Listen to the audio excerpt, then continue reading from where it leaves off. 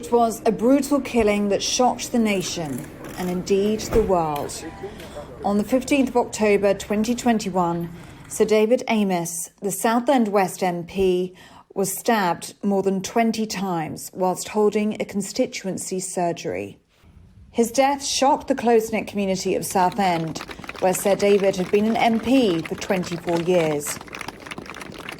1 year on from his death, Sir David Amess is being remembered for the man and parliamentarian that he was, but also for the legacy that he leaves behind.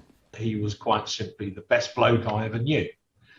And a year on, I have to be honest, I still really miss him.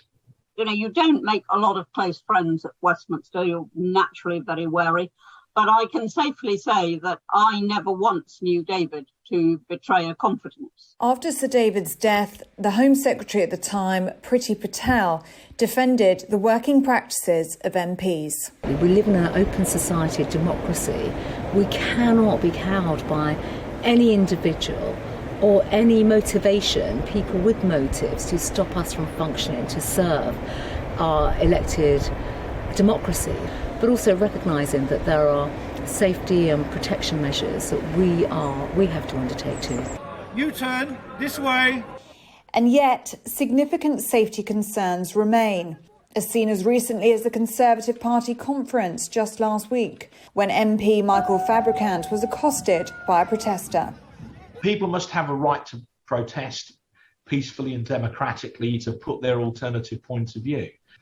But that shouldn't mean that people can be spat at or assaulted just for having the temerity to go to a party conference.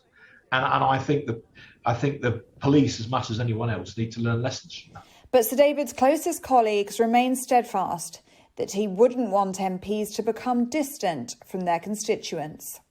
You cannot put some great distance between yourselves and your constituents, and you shouldn't want to, and he wouldn't have wanted that. It would have been the last thing he would have wanted. So I think there are things that could be done, but I don't think you need to be obsessive about it, because MPs must be among the people. What I think is critically important is how MPs continue to do their surgeries, whether they do them over the phone or via Zoom or in person. We must defend the principle that a constituent that needs help can get hold of their MP one way or another, because that link between an MP and their constituents is absolutely fundamental to the British system. And we cannot allow terrorists or wicked people to break that link, because if we do, then the bad guys are winning. And David would never have wanted that.